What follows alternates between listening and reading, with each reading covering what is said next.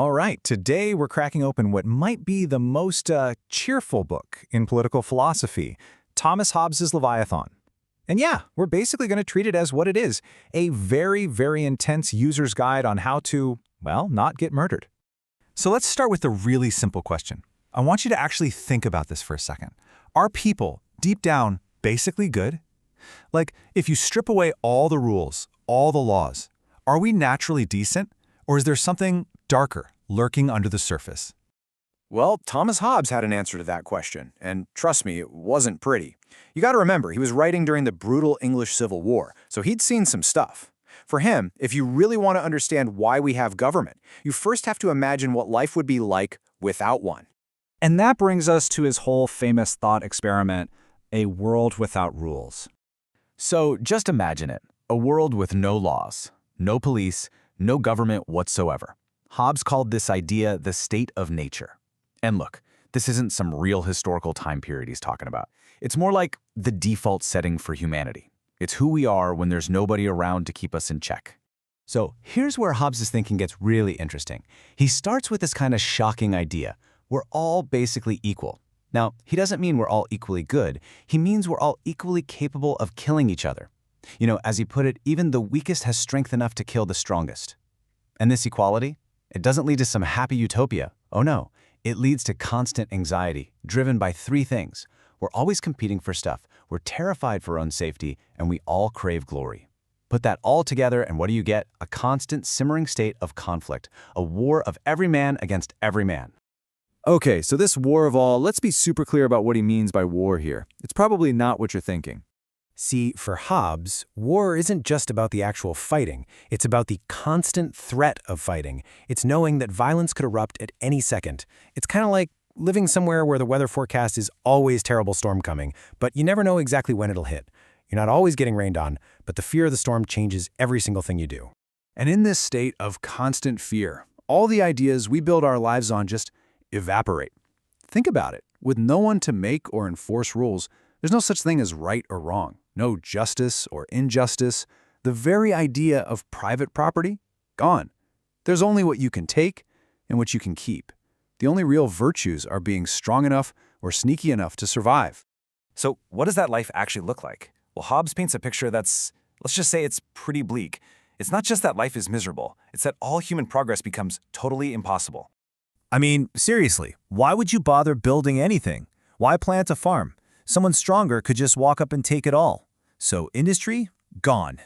And with no industry, there's no foundation for culture. So say goodbye to art, to literature, to impressive buildings, all of it.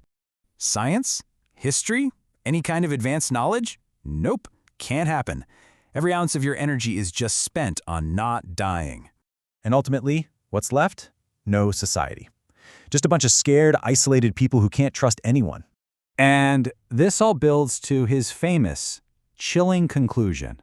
What's worst of all is the continual fear and danger of violent death, and the life of man, solitary, poor, nasty, brutish, and short. Man, that line just hits you, doesn't it? For Hobbes, the absolute greatest evil isn't sin or anything like that. It's violent death. And in the state of nature, that's all you have to look forward to. So, how do you get out of this nightmare scenario? Well, if you're a rational person and you're absolutely terrified of dying a horrible death, you're going to be pretty desperate to make a deal. Any deal.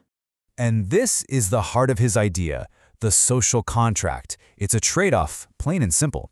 See, in the state of nature, you have total freedom, the right to everything, which also means the right to kill anyone else. So to escape that chaos, you make a pact. You agree to give up your absolute freedom as long as everyone else agrees to do the exact same thing. Basically, you're trading your liberty to save your life. It's a mutual agreement. It's basically everyone turning to everyone else and saying, okay, I will give up my right to do whatever I want and hand it over to this one single power. But only if you do the same.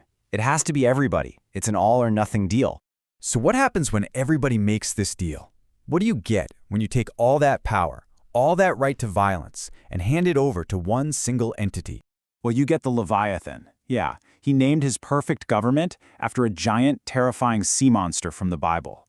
That tells you everything you need to know, right? This Leviathan isn't a person, it's the state itself, an artificial person. a mortal god that holds all the power of everyone combined. And its one and only job? To be so powerful, so awe-inspiring, that it scares everyone into behaving. And let's be clear, the power you give this sovereign, it's not partial, it is absolute. In fact, Hobbes lays out 12 key rights that this sovereign has. And some of these powers are just wow. For starters, once you're in, you can't get out. You can't just decide to change the government. The sovereign literally cannot be accused of being unjust, because whatever they say goes. They get to decide which opinions in books are okay to prevent arguments. They have total control of the military. They are the final judge in every single case. And get this, you can never, ever justly overthrow or kill the sovereign. The power is absolute. And that right there is the central, biting irony of Hobbes's whole argument. Think about it. To stop everyone from having the power to kill you, you give one single entity the absolute power to kill anyone, including you. So what's the verdict? Is this a necessary evil, a brilliant escape from total chaos, or is it just a perfect blueprint for tyranny? Did Hobbes see the ugly truth about us, or did he just give dictators their ultimate instruction manual? That's the question the Leviathan forces us to wrestle with, even hundreds of years later.